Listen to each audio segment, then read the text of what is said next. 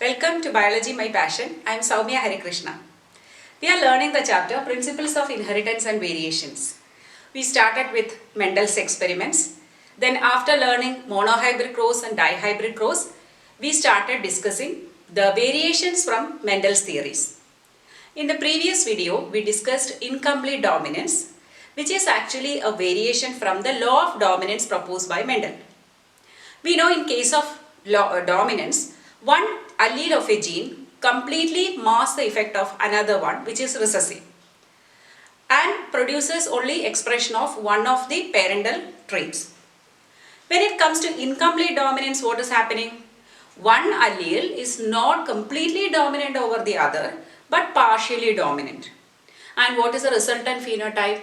It is an intermediate character or average of both the parents' characteristics. So it's a new phenotype forming, which is not similar to either of the parents, right? So for example, in Snapdragon and Mirabilis, red flower crossed with white, we get pink. Today we will discuss another deviation from Mendel's theory that is happening in our blood group. How many blood groups do we have? We have 4 types of blood groups, right? One person can have only one, but if you see in a population, 4 different types of blood groups are there. Blood group A, blood group B, AB and O, 4 types.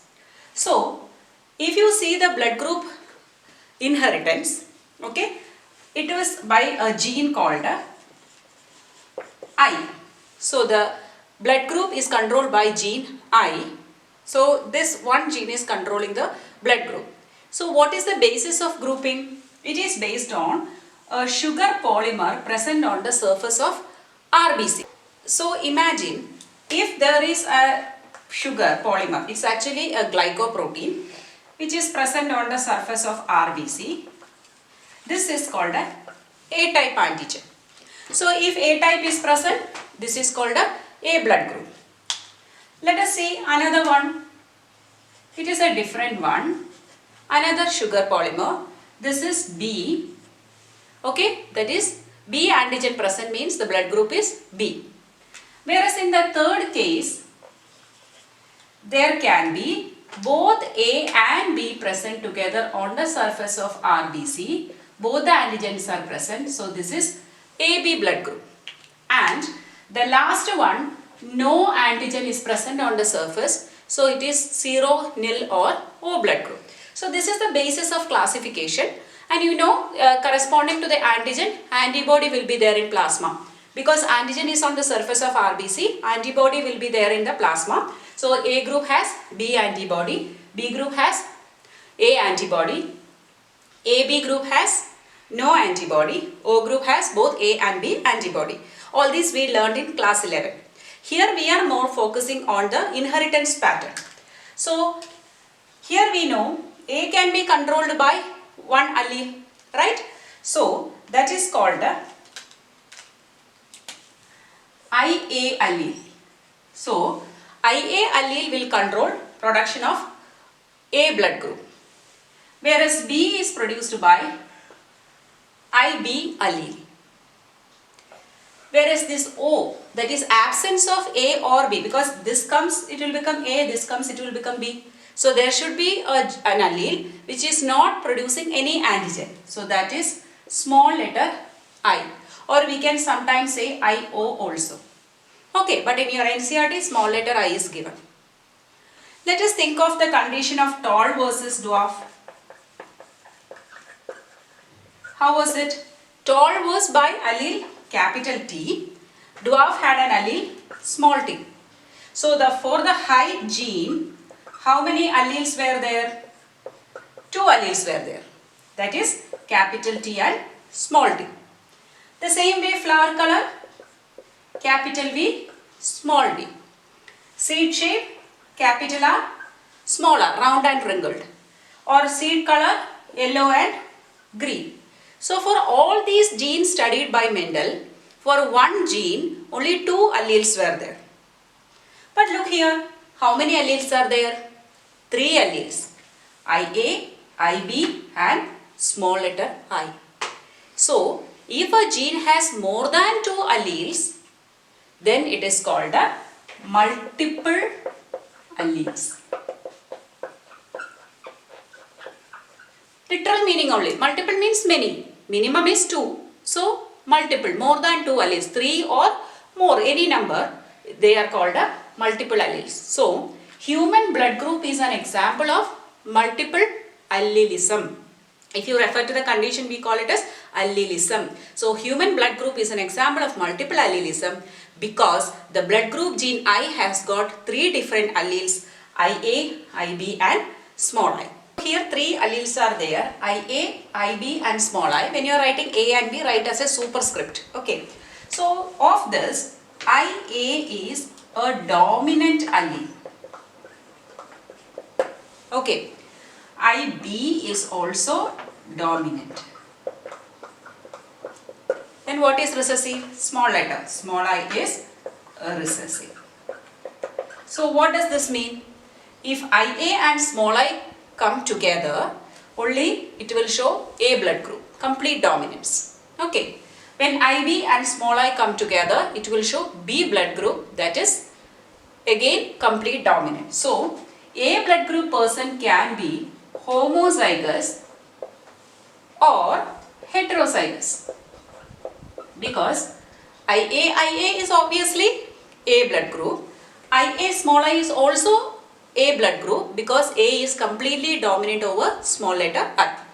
Whereas B blood group person also can be homozygous with both the alleles same or heterozygous IB small I. Here also IB is a dominant allele. It will completely dominate the small I, so it won't express. So the person is having B blood group.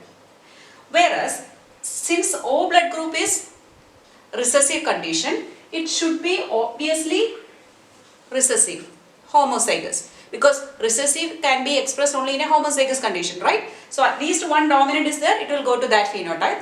Absence of the dominance is called a recessive, that is small I, smaller. Now coming to a condition of AB blood group person. They have capital A with them, at the same time B also with them. So their genotype is IA, IB. One IA allele and one IB allele coming together. Of this, which is dominant? Both are dominant. Now what will express? Will they fight each other to express? No. They both are dominant, they are powerful, they both will express. This will have its own expression of A allele or A antigen, it will express B antigen. So they express together. Remember, in incomplete dominance, one was partially expressing over the other one did not have any expression. So produced an average character. But here it is AB, both are showing their own character. It is showing antigen A like the A blood group person, antigen B like B blood group. So both the parents' characters are shown here. Okay, so that is the difference here. Now let us compare these 3 patterns of inheritance. This is Mendelian pattern, that is law of dominance, where violet into white flower colors we considered. The offspring or the F1 plants were violet. It was like one of the parents. That means it resembles the dominant parent. Whereas in the case of incomplete dominance, when red flower was crossed with the white, we got pink. It was actually a new expression. It did not resemble any of the parent. Whereas when it comes to codominance, A and B both are dominant alleles. So we are getting AB where both the dominant alleles are expressing and they resemble both the parents. So these are the differences between dominance, incomplete dominance and codominance. Now let us come to our blood group. So A blood group. We know IA is A blood group, that is okay, homozygous. But IA small I is also A blood group. There in the heterozygous condition, capital IA is dominant over small I allele. So what is shown there? Complete dominance. Whereas in case of B, there also complete dominance because IB is expressed, small I is suppressed. So small I is recessive. So we can write here, dominance is shown by A group and B group, whereas codominance is shown by AB group. So now we learn 3 patterns of inheritance in our blood group. It shows multiple allelism, Because the blood group gene I has more than 2 alleles controlling it, so it is called a multiple allelism. It shows dominance because IA allele and IB allele both are dominant over small I allele. AB blood group only shows codominance where A and B, two dominant alleles expressed together to resemble both of the parents. So it can be asked separately for the exam. Blood group is called a multiple allelism. Why? So you can write about this. But if codominance is asked, you have to write specifically AB blood group is showing codominance. A and B blood groups are not showing codominance. Okay, whereas dominance also. Or it can be asked what all the patterns of inheritance present in blood group. It shows dominance as well as codominance. If one person is having a blood group, any blood group, we know that he can have only 2 alleles at a time. Though there are 3 alleles, A person I told he can be either IA or IA small I. The same way B person can be IB or IB small I. So one person can have only 2 alleles because we are diploid. Each chromosome has 1 allele for that. But how do you see this? Suppose if you take a population, different people are having different blood group. There if you see all the alleles possible, then only we can see multiple alleles. So multiple allelism cannot be seen in an individual person because individual person has only 2 alleles per gene, whereas it is studied in a population. That is another point you have to remember. So hope this concept is clear for you. If you like my videos, like, share and subscribe to my channel Biology My Passion.